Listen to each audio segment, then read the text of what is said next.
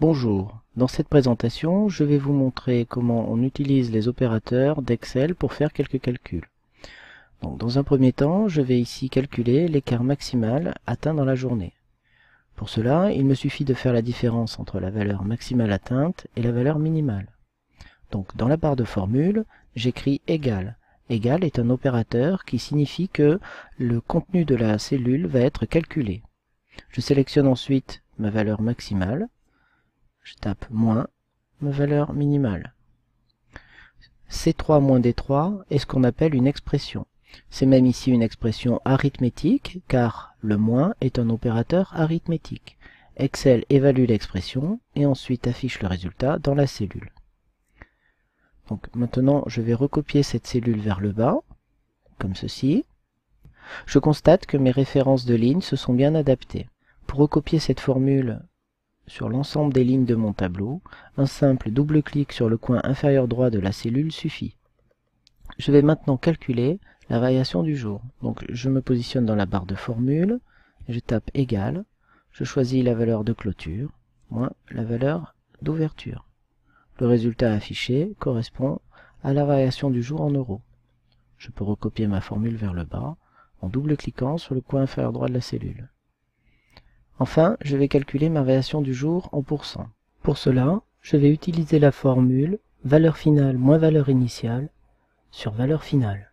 Donc dans la barre de formule, je tape égal, j'utilise des parenthèses et je fais donc valeur finale moins valeur initiale sur valeur finale.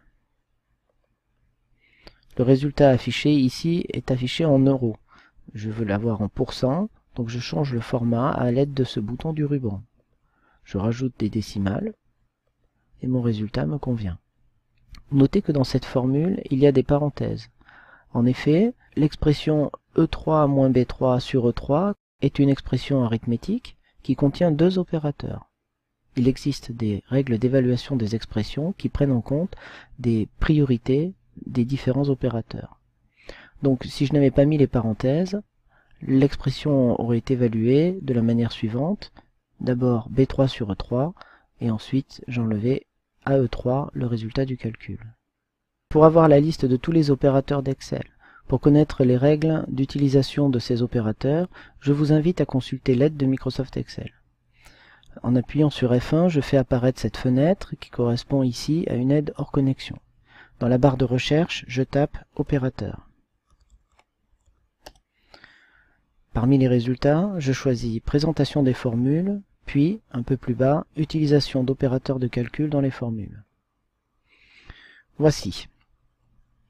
Nous avons ici la liste de tous les opérateurs arithmétiques, des opérateurs de comparaison, de concaténation de texte, de référence, l'ordre dans lequel les formules sont évaluées, et les règles de priorité sur les différents opérateurs. Pour terminer, l'utilisation des parenthèses avec un exemple. Je voudrais attirer votre attention sur l'importance de ces règles de priorité d'opérateurs. Par exemple ici, je vais me positionner dans cette cellule et je vais vérifier si la valeur de clôture est inférieure à 200.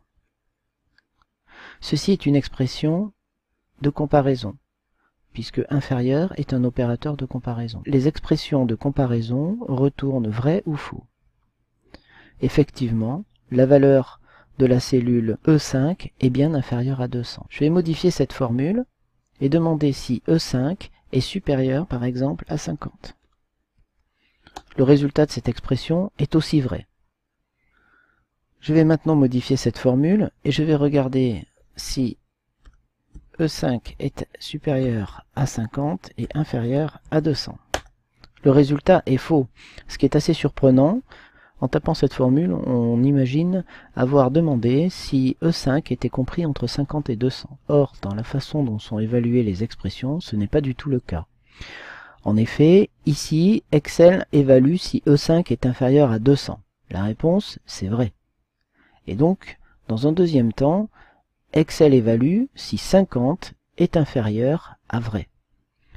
Vrai, c'est la valeur 1. Donc 50 n'est pas inférieur à 1, donc le résultat est faux. En fait ici, quelle que soit la valeur que l'on a dans E5, le résultat de cette expression sera toujours faux.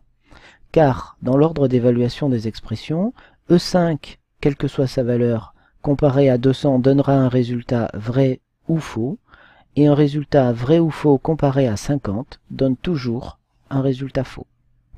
Donc pour conclure, quand on écrit une formule qui contient des opérateurs, il faut toujours garder en tête la façon dont l'expression va être évaluée, ajouter des parenthèses pour régler les problèmes de priorité, et bien savoir quels sont les types de données que l'on manipule et ceux que renvoient les opérateurs. Voilà qui conclut cette présentation sur l'utilisation des opérateurs.